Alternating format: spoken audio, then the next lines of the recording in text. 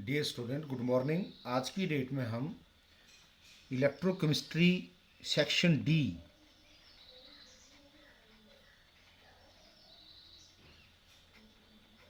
Electrochemistry 4 study करेंगे, जो हमारा क्या है, सेक्शन डी है।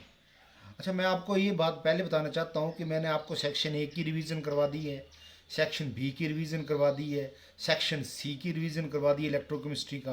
अब हमारा क्या है, रिवीजन में भी हमारा क्या है, लास्ट जो सेक्शन है जिसका नाम इलेक्ट्रोकेमिस्ट्री 4 है, उसको हम क्या करेंगे, डिस्कस करेंगे। सारे के सारे जो न्यूमेरिकल प्रॉब्लम्स हैं वो हम ऑलरेडी क्या कर चुके हैं। अब सबसे पहले हमें सिंपल सा बताना है आपको कि आपका कंसनट्रेटेड सेल क्या चीज़ है। इसके मैं नोट्स आपको दे चुका हूँ। इसमें ये आप मान के चलिए कि इसमें बिल्कुल शॉर्ट करके लिखूंगा मैं, क्योंकि मैं आपको सारे के सारे जो नोट्स हैं वो ऑलरेडी प्रोवाइड कर चुका हूँ। हमारे पास क्या है कि सबसे पहले कंसनट्रेटेड सेल क्या चीज़ है। हम कंसनट्रेटेड सेल वो सेल होते हैं जिसके अंदर ईएमएफ की वैल्यू प्रोड्यूस होती है। किसके कारण?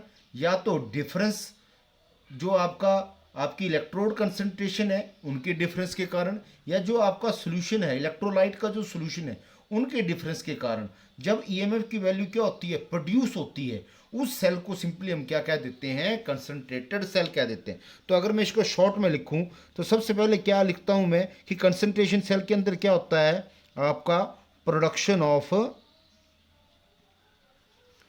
ईएमएफ होता है, इलेक्ट्रोमोटिव फोर्स। इलेक्ट्रोमोटिव फोर्स क्या है, आपकी वो फोर्स जो कि रिस्पॉन्सिबल है किसका, फ्लो ऑफ आयंस का इलेक्ट्रोड के अंदर, और वो जो क्या करती है, फर्दर क्या कर लेती है कि जो करंट को क्या करती है, फ्लो करती है। उस फोर्स को हम क्या बोलते हैं, इलेक्ट्रोमोटिव फोर्स कह देते हैं, जिसको हम ईएमएफ से डिनोट करते हैं, और उसकी यूनिट आपकी क्या है, वोल्ट है। तो कंसंट्रेशन सेल के अंदर क्या है, जनरली क्या होता है, प्रोडक्शन ऑफ ईएमएफ होता है। किसके कारण? दो कारण है। क्या है? या तो difference in concentration of electrode,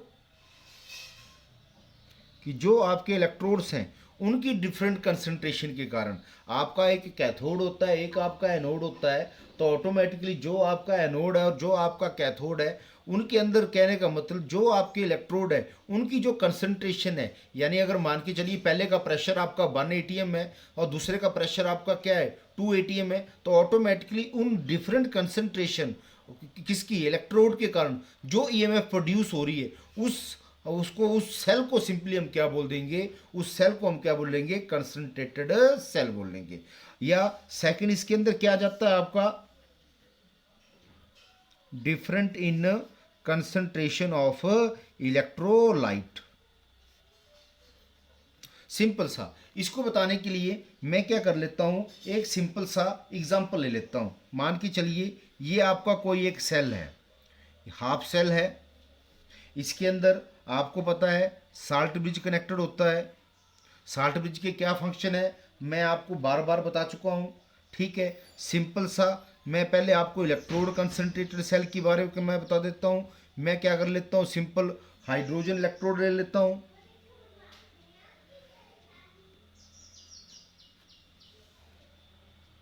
ठीक है। अब ये जो आपका, अगर ये हाइड्रोजन आपकी ये गैस है, ये भी आपकी क्या है, हाइड्रोजन आपकी गैस है, तो इस साइड का इसका प्रेशर क्या है आपका 1 एटीएम में। यहाँ पे ये जो आपका, इसको P1 को मैं क्या मान लेता हूँ, 1 एटीएम। यहाँ पे जो प्रेशर आपका P2 है, इसको क्या मान लेता हूँ मैं, 2 एटीएम। ऑटोमेटिकली जो भी आपका इलेक्ट्रोड होता है वो उसी के O9 सोल्यूशन के अंदर क्या होता है, डिप होता है। उसी के O9 सोल्यूशन के अंदर क्या होता है, डिप होता है। तो ये इसका कोई ना कोई कंसंट्रेशन होगी, इसकी भी कोई ना कोई कंसंट्रेशन होगी। अगर ये आपकी हाइड्रोजन गैस है तो ऑटोमेटिकली ये क्या होगा, HCl का क्या होगा, सोल्यूशन होगा। और बोथ केसेस के अंदर, चाहे आपका इसकी भी C1 होगी कंसंट्रेशन, और इसकी ये जो C2 है, अगर इसकी कंसंट्रेशन अगर मैं 1 मोलर लिख रहा हूँ तो इसकी कंसंट्रेशन भी आपकी क्या होगी, 1 मोलर। यानी जो आपका इलेक्ट्रोड होगा, इलेक्ट्रोलाइट होगा, उसकी कंसंट्रेशन क्या होगी, सेम होगी। पर जो आपका इलेक्ट्रोड होगा, अब मैंने आपको ये बार बार बताया है कि जो भी आपका हाइड्रोजन इलेक्ट्रोड होता है उसके अंदर सारा का सारा जो काम है वो आपकी एक इनर्ट इलेक्ट्रोड होती है जिसे हम प्लेटिनम बोलते हैं, उसके ऊपर होता है। और इसके साथ में क्या होता है, ये वोल्ट मीटर ऐड होता है। ये आपका क्या है, वोल्ट मीटर है। और वोल्ट मीटर क्या करता है, ईएमएफ की वैल्यू की रीडिंग को हमें देता है, ठीक है जी। अच्छा, तो बोलता है अगर ये आपका क्या है, ये अगर आपका कंसंट्रेटेड सेल है और ये आपका अगर कंसंट्रेटेड सेल है तो सिंपली ये क्या है आपका इलेक्ट्रोड कंसंट्रेशन सेल है। क्यों? क्योंकि इसके अंदर ईएमएफ की वैल्यू प्रोड्यूस हो रही है, किसके कारण? डिफरेंट कंसंट्रेशन ऑफ पहले की कंसंट्रेशन क्या है आपकी 1 एटीएम है, दूसरे की कंसंट्रेशन क्या है आपकी 2 एटीएम है। तो automatically different concentration of electrode के कारण क्या हो रही है, जो ईएमएफ की वैल्यू प्रोड्यूस हो रही है उस सेल को सिंपली हम क्या कह देते हैं, कंसंट्रेटेड सेल कह देते हैं। अगर मैं इसी का एक एग्जांपल करूं, सेम एग्जांपल, थोड़ा सा कुछ चेंज नहीं करूंगा, इलेक्ट्रोलाइट कंसंट्रेशन सेल के लिए, पर यहां क्या है, इलेक्ट्रोलाइट का सॉल्यूशन है, ये आपकी क्या है, हाइड्रोजन की इलेक्ट्रोड है।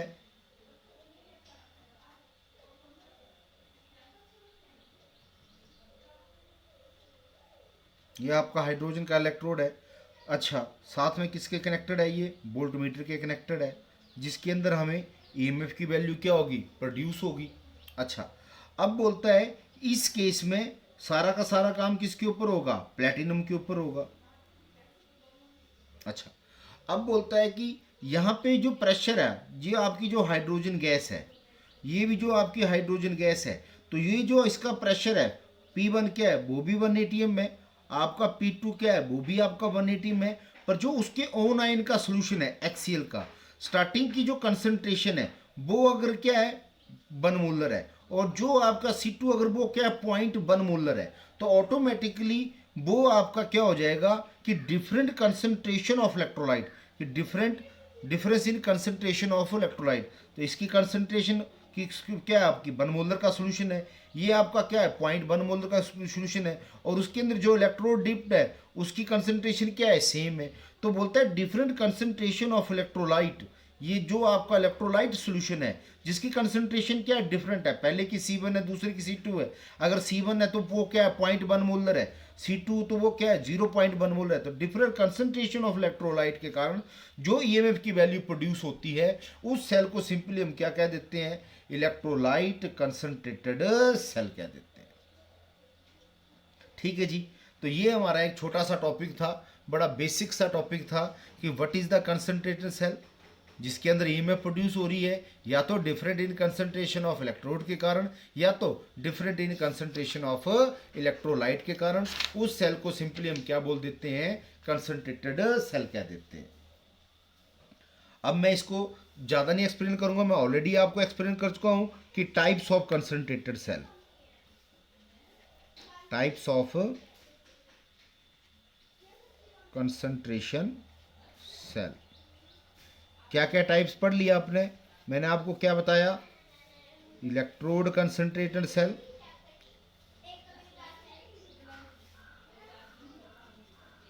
दूसरा मैंने आपको क्या बता दिया, इलेक्ट्रोलाइट कंसंट्रेशन सेल, दोनों मैंने आपको बता दिए, उसके एग्जाम्पल बता दिए। अच्छा, अब मैं इसमें एक और साथ में ऐड करूंगा। अच्छा, थोड़ा सा मैं इसमें एक ये ऐड करूंगा कि ये जो आपका इलेक्ट्रोलाइट कंसंट्रेटेड सेल है, ये जो आपका इलेक्ट्रोलाइट कंसंट्रेटेड सेल है जिसके अंदर different concentration of electrolyte solution के कारण ईएमएफ की वैल्यू प्रोड्यूस होती है, ये भी क्या होता है फर्दर दो तरीके से क्या हो जाता है, क्लासीफाई हो जाता है। क्या हो जाएगा आपका, electrolyte concentrated cell with transference और electrolyte concentrated cell without transference. दो तरह से कि जो आपका कंसंट्रेटेड सेल है वो भी दो तरीके से फर्दर क्लासीफाई हो रहा। इलेक्ट्रोड कंसंट्रेशन सेल में कोई नहीं है, पर जो आपका इलेक्ट्रोलाइट कंसंट्रेटर सेल है ये दो तरीके से फर्दर क्लासीफाई हो जाता है कि electrolyte concentration cell with transference और electrolyte concentration cell without transference. अब विद और विदाउट में क्या डिफरेंस है ये मैं आपको पहले डायग्रामेटिकली बताता हूँ, सिंपल सा।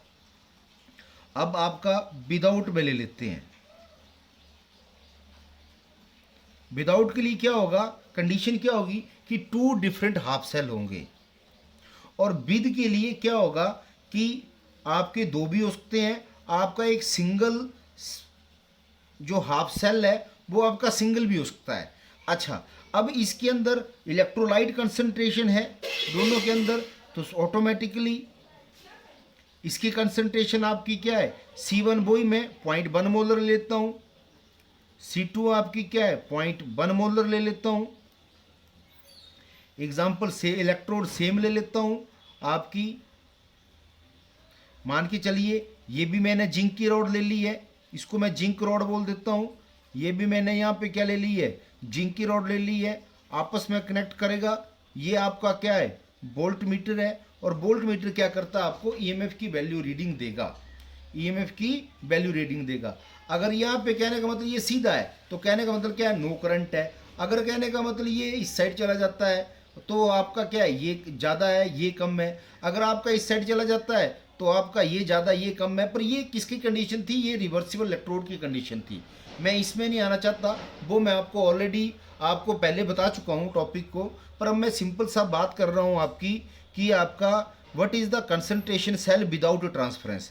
तो बोलता है कि जब ये आपकी जो रॉड है जिंक की, उसके होना ये आपका क्या है ZnSO4 का सोल्यूशन है, ये भी आपका क्या है जिंक सल्फेट का क्या है सोल्यूशन है, जिसकी कंसंट्रेशन स्टार्टिंग में क्या है 0.1 मोलर है और यहाँ पे क्या है 0.01 मोलर है। तो बोलता है different concentration of electrolyte solution के कारण, और वो जो आपकी कंसंट्रेशन का जो सोल्यूशन है वो आपस में मिक्स नहीं कर रहा है, यहाँ ये आपस में मिक्स नहीं कर रहा, इसकी कंसंट्रेशन इसी के अंदर रह रही, इलेक्ट्रोड में इसी के अंदर रह रही। तो बोलते हैं डिफरेंट कंसंट्रेशन तो है, ईएमएफ की वैल्यू प्रोड्यूस तो हो रही है, पर वो जो इलेक्ट्रोलाइट का सोल्यूशन वो आपस में मिक्स नहीं हो रहा। तो मिक्स नहीं हो रहा तो उसके अंदर ट्रांसफर नहीं हो रहा, ट्रांसफर नहीं हो रहा तो ऑटोमेटिकली वो जो आपका इलेक्ट्रोलाइट का जो आपका सेल है उसे हम क्या बोल देंगे, electrolyte concentration cell without transference कर देंगे। ये इलेक्ट्रोड के केस में हो सकता है। इसको मैं अगर इलेक्ट्रोड के केस में बोलूं, सेम जिंक का एग्जांपल ले लेता हूं मैं। ये आपकी जिंक की रॉड है, ये भी आपकी जिंक की रॉड है, ये आपका वोल्ट मीटर है, ये आपका ZnSO4 का सोल्यूशन है, ये भी आपका ZnSO4 का सोल्यूशन है। इसकी कंसंट्रेशन भी 1 मोलर है, इसकी कंसंट्रेशन भी आपकी क्या है 1 मोलर है।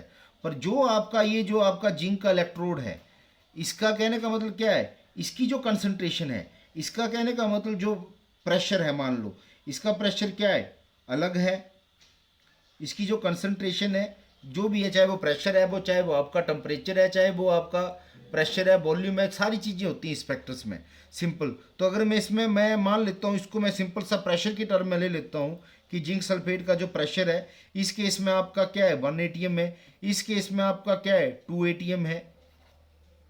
और बोलता है कि अब इसके अंदर कंसंट्रेशन का सोल्यूशन आपस में क्या कर रहा है, मिक्स नहीं कर रहा। तो ये आपका क्या हो जाएगा, ये आपका क्या हो जाएगा, इलेक्ट्रोड कंसंट्रेशन सेल हो जाएगा विदाउट ट्रांसफरेंस आ जाएगा। ठीक है, तो बड़े सिंपल से ये टॉपिक है। अच्छा, अब मैं इसके साथ ही क्लियर कर देना चाहता हूं कि आपका क्या होता है कि कंसंट्रेशन सेल